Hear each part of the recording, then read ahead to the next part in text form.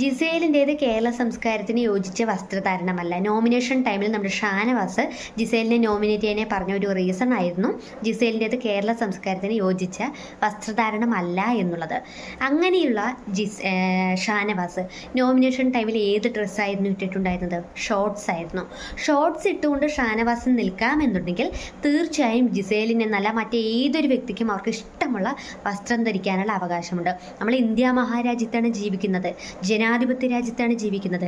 അങ്ങനെയുള്ള നമുക്ക് നമ്മുടെ കോൺസ്റ്റിറ്റ്യൂഷൻ പല മൗലികാവകാശങ്ങളും പ്രൊവൈഡ് ചെയ്യുന്നുണ്ട്. അതിലൊന്നാണ് ഇഷ്ടമുള്ള വസ്ത്രം ധരിക്കാനുള്ള അവകാശം. അതിനെ ചൂണ്ടിക്കാണിക്കാനോ അല്ലെങ്കിൽ അതിന്മേൽ കൈകടത്താനോ ഒന്നും ആർക്കും യാതൊരു വിധത്തിലുള്ള അവകാശമോ അധികാരമോ ഒന്നും തന്നെയില്ല. ഈ പറയുന്ന ബിഗ് ബോസ് എന്ന് പറയുന്നത് ഒരു സൊസൈറ്റിയുടെ റിഫ്ലക്ഷനാണ്, സമൂഹത്തിൻ്റെ റിഫ്ലക്ഷനാണ് ബിഗ് ബോസ് എന്ന് ലാലേട്ടൻ പലതവണ എടുത്തെടുത്ത് പറയുന്നുണ്ട്.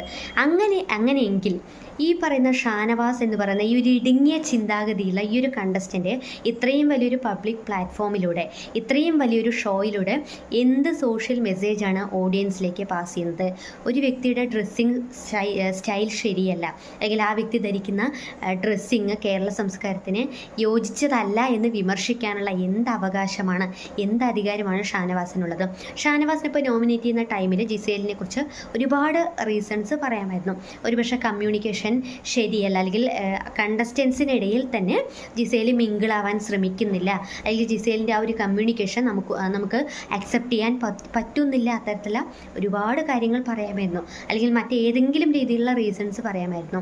എന്നാൽ വസ്ത്രധാരണത്തെ ചൂണ്ടിക്കാണിച്ചുകൊണ്ട് ഒരു വ്യക്തിയെ നോമിനേറ്റ് ചെയ്യുകയോ അല്ലെങ്കിൽ ഒരു സമൂഹത്തിൻ്റെ റിഫ്ലക്ഷനായ ഒരു ഷോയിലിടെ ഇതുപോലുള്ള കാര്യങ്ങൾ പറയുന്ന സമയത്ത് തീർച്ചയായും ഒരിക്കലും പ്രേക്ഷകർ ഷാനവാസിനൊപ്പം നിൽക്കുകയില്ല. കാരണം ഇത് 2025 അപ്പോൾ ഈ ഒരു കാലഘട്ടത്തിലും 2025 കാലഘട്ടമായിട്ടും ഇപ്പോഴും ഈ ഇടുങ്ങിയ ചിന്താഗതിയുള്ള ഷാനവാസിനെ പോലെയുള്ള ആളുകൾ ഉണ്ട് എന്നോർക്കുമ്പോൾ, അതും ഇത്രയും വലിയൊരു ഷോയിൽ നിൽക്കുന്നു എന്നോർക്കുമ്പോൾ വല്ലാത്തൊരു സഹതാപമാണ് തോന്നുന്നത്. ഇപ്പോൾ ശാസ്ത്ര സാങ്കേതികവിദ്യ ഇത്രയധികം വളർന്ന് നിൽക്കുന്ന സമയത്ത്, അല്ലെങ്കിൽ നമ്മൾക്ക് ശാസ്ത്രം നമ്മുടെ കൈപ്പിടിയിൽ ഒതുക്കാൻ ശ്രമിക്കുന്ന സമയത്തും ഷാനവാസിനെ പോലുള്ള കണ്ടസ്റ്റൻസ് ഇനിയെങ്കിലും മനസ്സിലാക്കുക.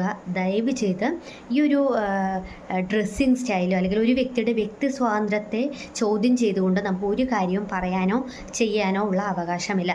ഇപ്പോൾ സംഭവിച്ചത് എന്താണെന്ന് വെച്ചാൽ ജിസേലിന് നല്ല രീതിയിലുള്ള ഫാൻസ് കൂടിയിട്ടുണ്ട്. ഇപ്പോൾ തന്നെ നിങ്ങൾ പല കമൻറ്റ് സെക്ഷനുകളിലും കണ്ടിട്ടുണ്ടാകുമായിരിക്കും. ജിസേലിനെ അറിയാത്ത ആളുകൾ പോലും ജിസേൽ ആരാണ് എന്നുള്ളത് സെർച്ച് ചെയ്യാനായി തുടങ്ങിയിരിക്കുന്നു. ഷാനവാസ് പറഞ്ഞ ഈ ഒരു കാര്യം, അല്ലെങ്കിൽ ഈ ഒരു വസ്ത്രധാരണത്തെ ചൂണ്ടിക്കാണിച്ചുകൊണ്ട് പറഞ്ഞ ഈ ഒരു കാര്യം മുതൽ എല്ലാവരും ജിസേലിനെ ഇഷ്ടപ്പെട്ടു തുടങ്ങി.